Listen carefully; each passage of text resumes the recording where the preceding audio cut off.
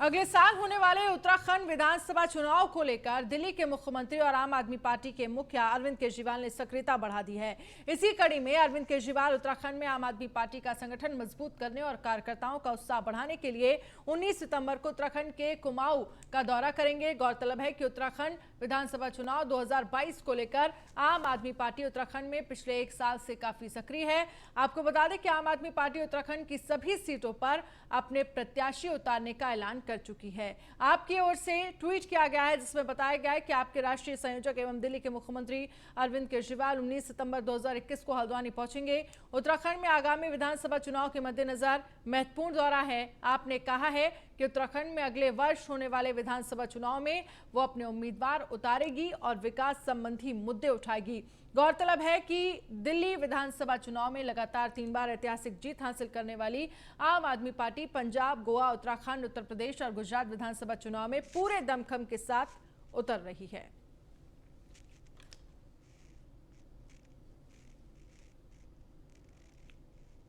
वहीं चंडीगढ़ में मुख्यमंत्री मनोहर लाल की अध्यक्षता में बीजेपी जिला अध्यक्षों की अहम बैठक जारी है। बैठक में जिला स्तर पर पार्टी की कार्यप्रणाली की समीक्षा की जा रही है और इस बैठक से संगठन को मजबूत करने का भी संदेश दिया जाएगा। वहीं बैठक में प्रधानमंत्री नरेंद्र मोदी के जन्म दिवस के लिए कार्यक्रम भी तय होंगे।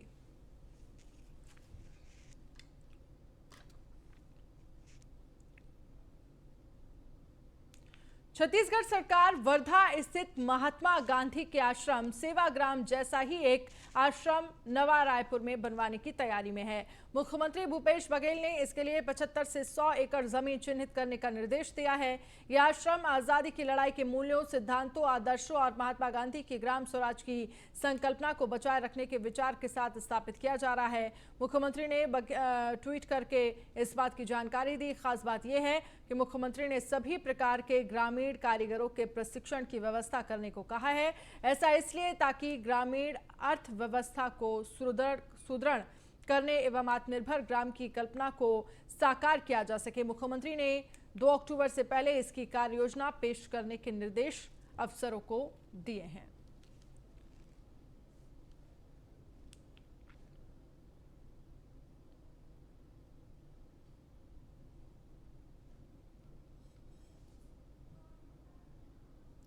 मध्य प्रदेश के युवाओं के लिए एक बड़ी खुशखबरी है। राज्य सरकार के विभिन्न विभागों में 1 लाख पदों पर भर्तियां निकलेंगी। मुख्यमंत्री शिवराज सिंह चौहान ने ऐलान करते हुए कहा है कि कुछ ही दिनों में राज्य सरकार 1 लाख पदों पर भर्ती की प्रक्रिया शुरू करने वाली है। सीएम ने कहा है कि राज्य सरकार की सर्वोच्च प्राथमिकता रोजगार है। मुख्यमंत्री ने कहा है कि राज्य सरकार द्वारा रोजगार के अवसर सृजित करने के साथ उद्यमिता और स्वरोजगार को भी प्रोत्साहित किया जा रहा है। निजी क्षेत्र में रोजगार की अपार संभावनाएं हैं। इसे देखते हुए प्रदेश में औद्योगिक विकास और औद्योगिक निवेश की गति को तेज किया गया है। पिछले 17 महीनों में कोरोना महामारी के बावजूद 384 इकाइयों को 840 एकड़ भूमि आवंटित की गई है। इससे 11,000 करोड़ पूंजी निवेश और 22,000 व्यक्तियों को रोजगार मिलेगा। प्रदेश में कोरोना संकट की परिस्थितियों के बावजूद औद्योगिक इकाइयों की संख्या में 48%, भूमि आवंटन में 32%, पूंजी निवेश में 33% और रोजगार सृजन में 38% की वृद्धि हुई है।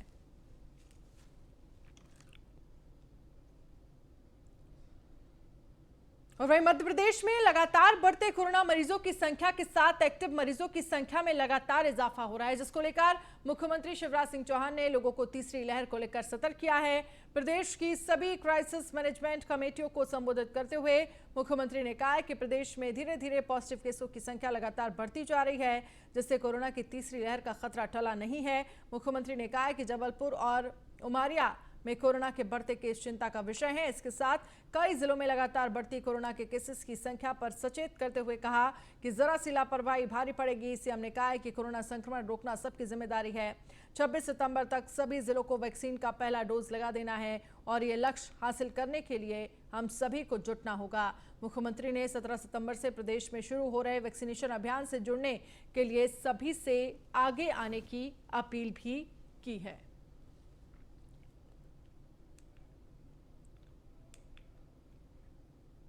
मध्य प्रदेश के ग्वालियर जिले में लगातार अपराधों में बढ़ोतरी देखी जा रही है। वहीं महिला से जुड़े अपराधों में इजाफा हुआ है और वहीं चोरी और लूटपाट की घटना ने लोगों में डर का माहौल बना हुआ है। ग्वालियर में कानून व्यवस्था को लेकर चंबल रेंज के आईजी सचिन अतुलकर से न्यूज़ वन इंडिया संवाददाता आनंद सिंह कुशवाहा ने खास बातचीत की। देखिए। चंबल संभाग में लगातार इस बार चोरियों का ग्राफ काफ़ी बढ़ रहा है, उसको रोकथाम के लिए सर के यहाँ से क्या क्या उपाय किए जा रहे हैं? सर, अभी लगातार चोरियों का ग्राफ बढ़ रहा है, रिंग मुरैना सुपर बतिया है, उसको लेकर सकते हैं जो पिछले वर्षों की तुलना में जो ग्राफ अपराधों का बढ़ा है, जिसमें चोरी शामिल है, कुछ अपराधों का ग्राफ नीचे भी आया है। चोरी की जो वारदातें हैं, कई बार देखा गया है कि कोई विशेष गैंग जैसे वाहन चोरी की वारदातों में आंशिक वृद्धि है। तो जो गैंग होता है वो योजनाबद्ध तरीके से उसको लगातार बाइक्स को चोरी करता है। तो उसके लिए सभी जो पुलिस अधीक्षक हैं उन्होंने हॉटस्पॉट्स बनाए हैं जहां पर ज़्यादा दो पहिया वाहन चोरी होते हैं।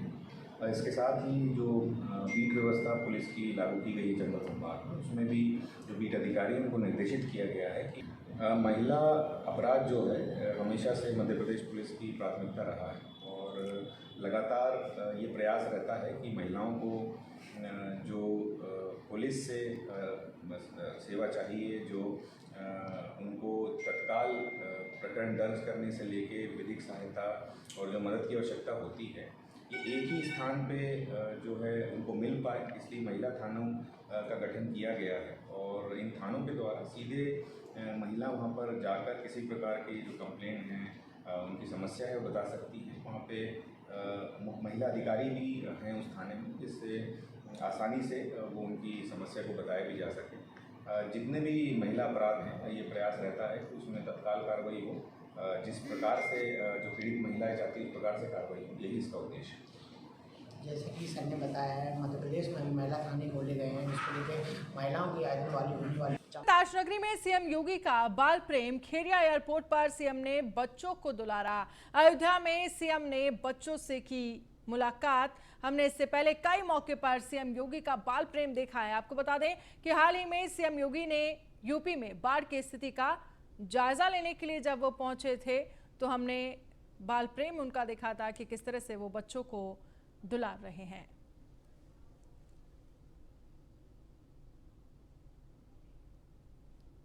तो सीएम योगी ने बच्चों को दुलारा। ये तस्वीरें आपके सामने, जहां पर खेरिया एयरपोर्ट पर बच्चों से मुलाकात की है उत्तर प्रदेश के सीएम योगी आदित्यनाथ ने। तो ताजनगरी में सीएम योगी का बाल प्रेम, इससे पहले भी कई बार जब वो बाढ़ ग्रसित जो इलाके हैं वहां पर जायजा लेने के लिए, निरीक्षण करने के लिए जाते रहे हैं, तो तमाम बाढ़ पीड़ितों के साथ हमने ये देखा है। उनकी कई बार तस्वीरें ऐसी आई हैं जहां पर बच्चों से दुलार करते हुए सीएम योगी आदित्यनाथ नजर आए हैं।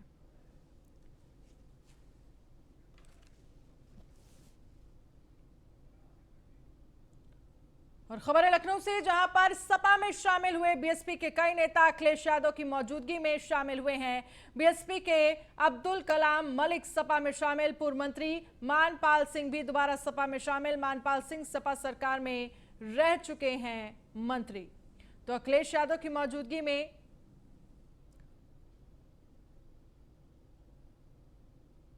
सपा में शामिल हुए बीएसपी के अब्दुल कलाम मलिक।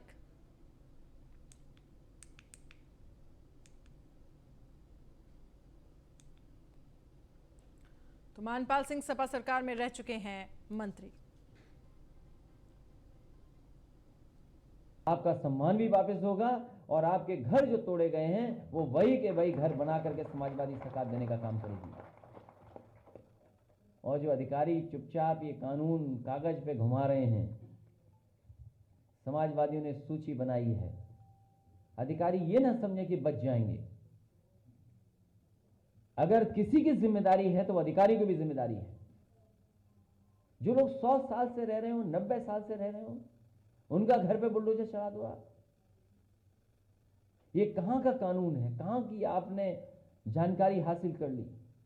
ये जो सरकार के इशारे पर काम करने का तरीका है, 4-5 महीने बचे हैं, जो करना चाहो कर लो। इसलिए मैं भरोसा दिलाता हूं इन गरीबों को, पूरा का पूरा गरीबों का सम्मान करने का काम समाजवादी लोग करेंगे।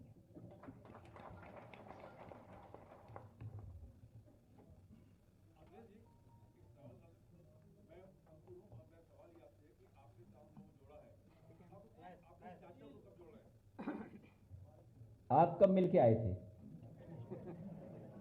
इसलिए कुछ जानते ही नहीं। अखिलेश जी, कल मुख्यमंत्री योगी आदित्यनाथ ने भारतीय जनता पार्टी में कहा था एक सम्मेलन में कि आपकी सरकार में विजन नहीं था। गोरखपुर और आसपास में इंसेफ्लाइटिस से तमाम बच्चों की मौतें होती थी, अब वो 0 हो गई हैं। मैं मुख्यमंत्री जी से कहूंगा अपनी आईसाइट चेक करा लें, विजन ठीक करा लें।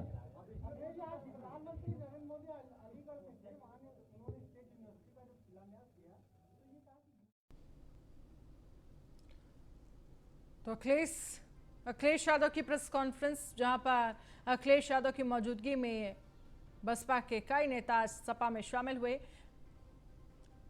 और सपा में आने वाले साथियों का स्वागत है, ये अखिलेश यादव की तरफ से कहा गया। यूपी की जनता खुशहाली चाहती है, अखिलेश यादव ने कहा है। और अब हमारे साथ चर्चा के लिए जुड़ रहे हैं प्रयागराज से बीजेपी नेता सुधीर तरवानी, जिनसे आगामी विधानसभा चुनाव को लेकर हम चर्चा करेंगे। सुधीर जी, बहुत बहुत स्वागत है आपका न्यूज़ वन इंडिया पर। सर, पहला सवाल आपसे यही है कि आज हिंदी दिवस है और हिंदी दिवस के मौके पर सबसे पहले आप क्या कहना चाहेंगे? अनन्या जी, सबसे पहले मैं आपको, अपने भारतवासियों को और अपने देशवासियों को, अपने प्रयागराज शहर वासियों को हिंदी दिवस की हार्दिक शुभकामनाएं देना चाहूंगा। और मैं चाहूंगा कि भारतवर्ष में एक एक व्यक्ति हमारी मातृभाषा को पहचाने। और हिंदी दिवस हम लोग इसीलिए मनाते हैं कि वो जो है हर व्यक्ति हिंदी में अपना कार्य करे, बैंक में हो, घर में हो, ऑफिस में हो, हिंदी में ही उसको काम करना चाहिए। ये मैं अपने भारतवासियों को और अपने प्रदेशवासियों को, अपने शहरवासियों को मैं ये कहना चाहूँगा। बिल्कुल, चलिए अब चर्चा को आगे बढ़ाते हैं और थोड़ा राजनीतिक रूप देते हैं। यूपी सरकार की अगर हम बात करें तो आप कैसे देखते हैं, इस समय कैसा काम कर रही है? हालांकि लगातार विकास के काम किए जा रहे हैं, और इन विकास के कामों को आप कैसे देखते हैं? अनन्या जी, उत्तर प्रदेश में भाजपा की सरकार, हमारे हमारे मुख्यमंत्री योगी आदित्यनाथ जी और हमारे उप मुख्यमंत्री माननीय केशव मौर्य जी पूरी निरंतर अपने समय को प्रदेश सरकार के जनता को दे रहे हैं, विकास कर रहे हैं। चारों तरफ सड़कें बन रही हैं और हर शहर में निर्माण कार्य हो रहा है और हमारा प्रदेश जो है वो गुंडा मुक्त हो रहा है। चारों तरफ गुंडा हमारी बहन बेटियां भी अब इस समय सुरक्षित हैं। तो ये सरकार हमारा काम निरंतर कर रही है और आगामी आने वाले चुनाव में बीजेपी की पूर्णतः सरकार बनने जा रही है और हमारे मुख्यमंत्री जी और हमारे उप मुख्यमंत्री जी इस पर निरंतर कार्य कर रहे हैं। बिल्कुल, लेकिन इन सब के बीच अगर हम बात करें, क्योंकि आने वाले समय में विधानसभा का चुनाव है और वहीं दूसरी तरफ ये भी देखा जा रहा है कि जो किसान वर्ग है वो सरकार से नाराज है, क्योंकि हम किसान आंदोलन को भी देख रहे हैं। इस पर आपका क्या कहना है? अनन्या जी, इस पे हमारा ये कहना है कि जो है किसान को भारत सरकार ने, प्रदेश सरकार ने 72 रुपए की बढ़ोतरी इस बार भी धान में की है और किसानों को ऑनलाइन पंजीयन की सुविधा दी है और जो है आधार कार्ड से लिंक होके मोबाइल पे OTP जाएगी, उसी किसान के मोबाइल पे जाएगी जिनका आधार कार्ड लिंक है। और ये सुविधा जो है इस बार शुरू हुई है, जिससे बिचौलियों को कोई फायदा नहीं होने जा रहा है। सीधे किसान को अपना धान क्रय केंद्रों पे लेके जाए और अपना धान बेचे और सीधे जो है उसका लाभ सीधे उठाए। PFMS के माध्यम से सरकार उनके खाते में 72 घंटे में पैसा डाल रही है। केंद्रों पे उनके लिए सारी सुख सुविधा की व्यवस्था की गई है और बिचौलियों को पूरी तरह से समाप्त करने का माननीय मुख्यमंत्री जी ने योजना बनाई है, जिसके तहत हम किसानों को सुविधा और लाभ मिलने जा रहा है। ठीक है, धान खरीद को लेकर आप बातचीत कर रहे हैं, क्योंकि जिस तरह आपने कहा कि बिचौलियों को खत्म करने की कोशिश की जा रही है सरकार की तरफ से, लेकिन इन सब के बीच आपसे ये भी समझना चाहेंगे कि धान खरीद की नीति के बारे में आपकी क्या राय है। लेकिन सवाल ये भी है, क्योंकि हम देख रहे हैं, अगर हम बात करें किसानों की, तो किसान कहीं ना कहीं नाराज है, क्योंकि आपने किसान आंदोलन भी देखा होगा मुजफ्फरनगर में कुछ दिन पहले ही, किस तरह से किसानों में नाराजगी है। सवाल यह है कि आखिरकार जो तमाम नीतियां हैं, और एक तरफ सरकार ये भी बात करती है कि किसानों की आय को दोगुनी करने को लेकर लगातार प्रयास किए जा रहे हैं, और ये भी कहा जा रहा है कि सरकार किसानों के हितैषी है, लेकिन आखिरकार क्यों ये मैसेज नहीं पहुंच पा रहा है किसानों तक, क्यों ये नाराजगी कम नहीं हो पा रही है?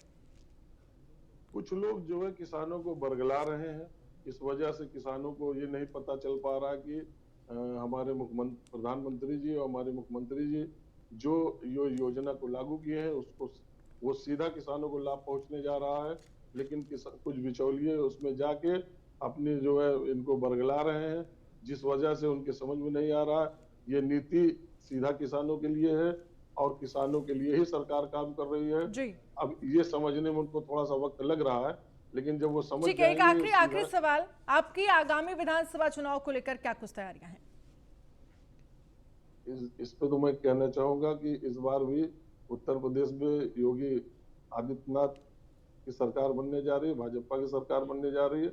हमारे माननीय मुख्यमंत्री जी वो मेहनत भी कर रहे हैं और ये चुनाव में हम भाजपा की सरकार फिर इस बार लेकर चलिए ठीक है, सुधीर केसरवानी जी बहुत बहुत शुक्रिया हमसे बातचीत करने के लिए।